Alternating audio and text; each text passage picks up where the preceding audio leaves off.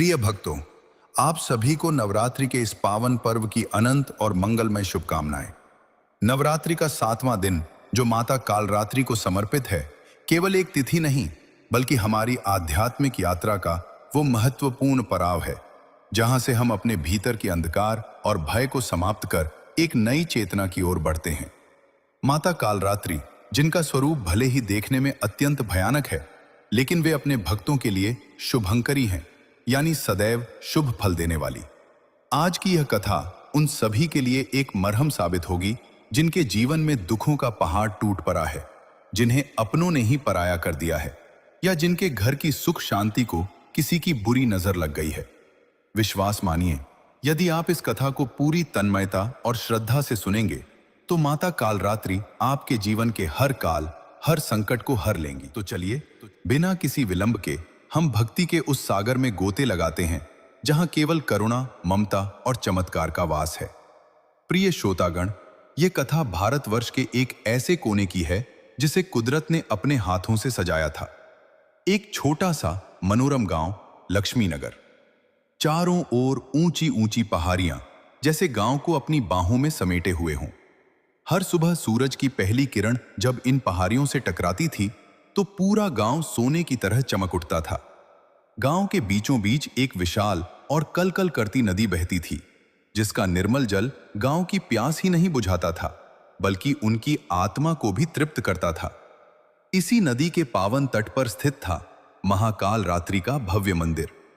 उस मंदिर की नक्काशी इतनी बारीक और सुंदर थी कि उसे देखने वाला बस देखता ही रह जाता।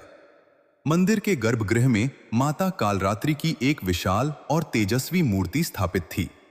काला रंग, बिखरे हुए बाल, गले में बिजली की तरह चमकने वाली माला और त्रिनेत्रों से बरसती ज्वाला। मां का यह रूप दुष्टों के लिए काल था तो भक्तों के लिए ममता का साया। लक्ष्मी नगर में रहने वाले लोगों के लिए मां कालरात्रि केवल एक देवी नहीं, बल्कि उनकी रक्षक थीं। उस गांव पर कभी किसी जादू टोने, काली शक्ति या अकाल का साया नहीं पड़ा। लोग कहते थे कि जब तक तट पर मां कालरात्रि बैठी हैं, तब तक काल भी इस गांव की सीमा लांघने की हिम्मत नहीं कर सकता। जब नवरात्रि आती तो लक्ष्मी नगर का नजारा बदल जाता। ऐसा लगता मानो साक्षात कुंभ का मेला लगा हो। हजारों की भीड़, शंखों की ध्वनि और जय मां कालरात्रि के जयकारों से पूरा आकाश गूंज उठता था। इसी खुशहाल गांव के एक किनारे पर एक छोटा सा लेकिन बहुत ही सुंदर घर था। उस घर की नींव थी जमुना। जमुना एक बुजुर्ग महिला, जिनका चेहरा झुर्रियों से भरा तो था, लेकिन उनकी आंखों में एक अजीब सी शांति और ममता थी। जमुना के 3 बेटे थे, देवदत्त, रामप्रकाश और सुनील। श्रोतागण, इन तीनों भाइयों की मिसाल पूरे गांव में दी जाती थी। लोग कहते थे, बेटे हों तो जमुना के जैसे। बड़ा बेटा देवदत्त पिता के समान गंभीर और जिम्मेदार, बीच का बेटा रामप्रकाश परिश्रमी और आज्ञाकारी, और सबसे छोटा सुनील, वह तो जैसे पूरे घर की जान था, चंचल और भोला। इन तीनों भाइयों में इतना प्रेम था कि वे एक साथ खाते, एक साथ खेतों में पसीना बहाते और शाम ढलते ही सबसे पहले मां कालरात्रि के मंदिर की सीढ़ियां चढ़ते। खेतों में दिन भर की कड़ी मेहनत के बाद जब वे तीनों भाई मंदिर के प्रांगण में बैठते तो ऐसा लगता मानो दुनिया की सारी थकान मां के चरणों में अर्पित कर दी हो।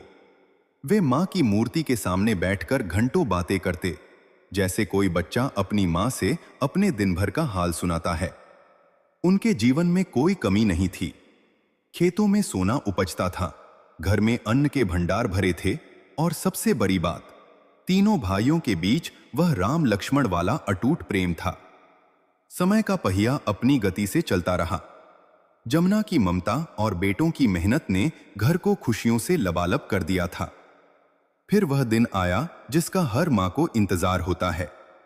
एक एक करके तीनों भाइयों के विवाह तय हुए। जमुना ने बड़े ही अरमानों से अपने बेटों की शादी की। ढोल नगारे बजे, पूरे गांव को दावत दी गई।